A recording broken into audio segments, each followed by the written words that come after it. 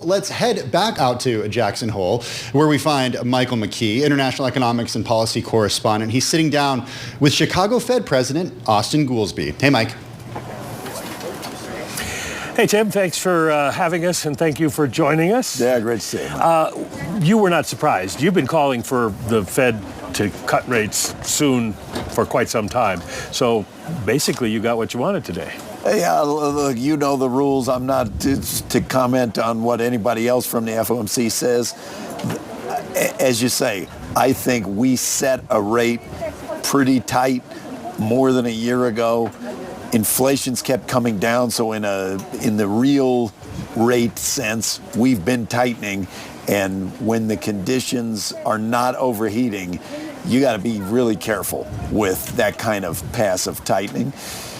Seemed pretty definitive, the statements that Chair Powell made there in his remarks.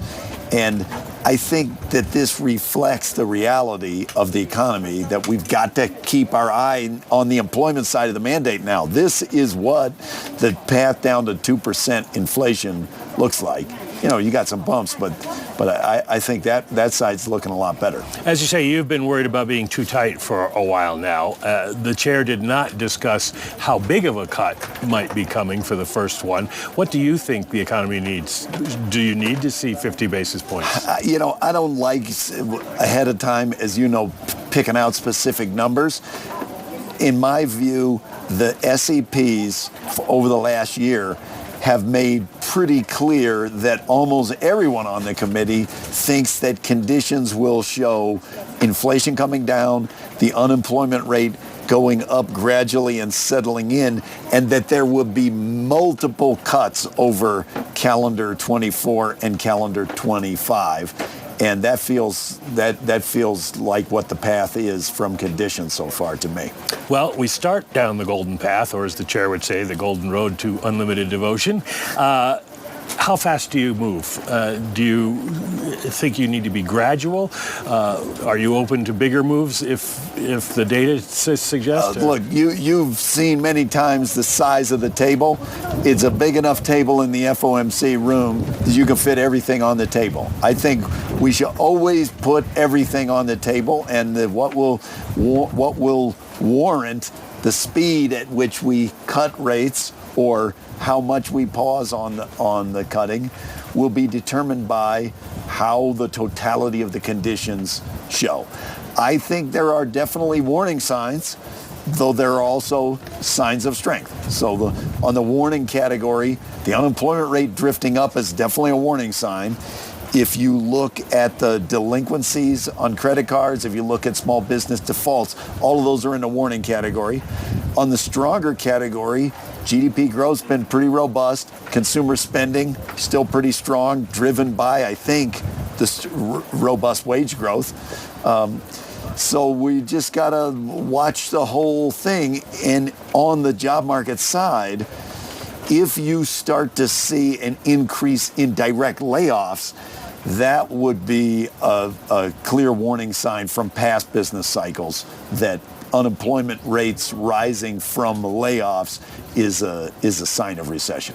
If you cut interest rates by 25 basis points, a quarter percentage point in September, that's not going to do a lot right away. How far do you think you need to go before it will really affect the economy? Look, I think this is the right way to think about it, that it's about the long arc of both the conditions and the monetary policy. Monetary policy does not work instantaneously, and if anything, this strange recovery has shown us that even the normal rules of monetary policy transmission maybe don't apply exactly right now as they have in the past, whether from excess savings or from mortgage rate lock-ins or supply chain things had depressed manufactured durable goods consumption during the pandemic, so there's some pent-up demand. All of those are primary channels normally.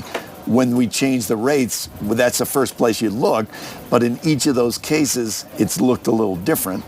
So I don't think it makes sense to get into a big debate of is 25 in this month or 50 at the next meeting.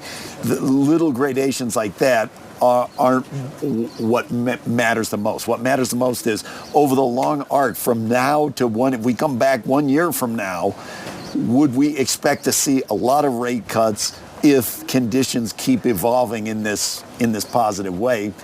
In my view, yes. Well, if we come back 1 year from now, and I presume we will, and we'll have you sitting there, what do you think the rate would be? Where do you think neutral is these days? It's far from where we are, I think.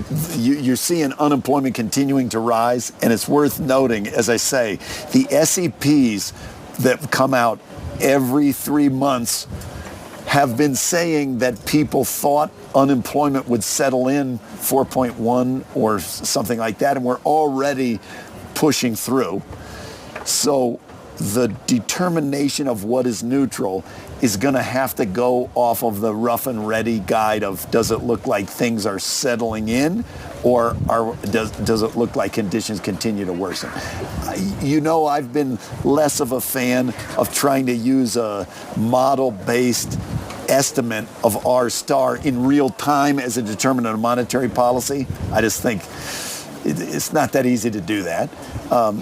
But that said, we're very tight, so we know which way it should be going from this point if conditions keep improving.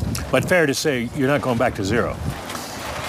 I don't know. Everything's always on the table. You don't know. It certainly does not barring seem a crisis. Barring crises, if you look at the SEPs, the long-run interest rates are above that the members of the FOMC forecast to be appropriate are well above zero.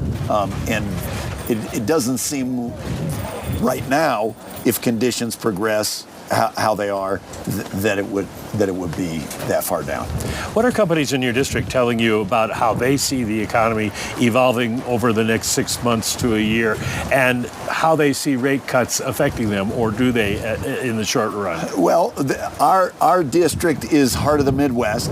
It's more manufacturing intensive, and autos especially, than any other district. Can be sector specific. There are some sectors that are feeling the pinch right now in a tough way as spending shifts back away from goods back towards services. There are manufacturing sectors that are suffering. But for the most part, we've heard a lot of steady as she goes. It's not getting worse, but it's not getting better. So in a way, that's encouraging, not expecting recession. That in the job market, it's easier to find people. The labor shortage mostly solved. The supply chain crisis mostly solved. And from the business perspective, some complaint that they don't feel like they can pass cost increases on to customers anymore, that there's pushback from the consumers. From the central bank's perspective, that's good. That means probably inflation's coming down.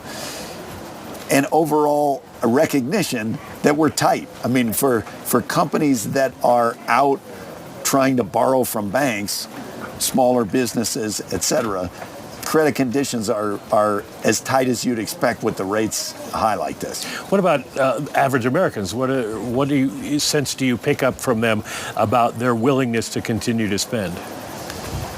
Well, a lot of that, as I say, I think is tied to wage growth. And wage growth for the last year has been robustly higher than the rate of inflation, so real income's rising. But for sure, you hear when we go out and talk to people in the community or community leaders, you hear a lot of fretting over the affordability, especially of different, like housing affordability, a huge issue, and the price level, upset that the price level is a lot higher than it was in previous years. So I'd say there's some question mark on the strength of the consumer. That said, if you look at actual consumer spending in these latest reports, it's been still fairly robust. Well, thank you very much for joining us today. Austan Goolsbee from the Federal Reserve Bank of Chicago. And of course, now we've made a date next year. We'll have you sitting here. We'll figure out what the interest rate is. Maybe the moose will come back. We can hope so.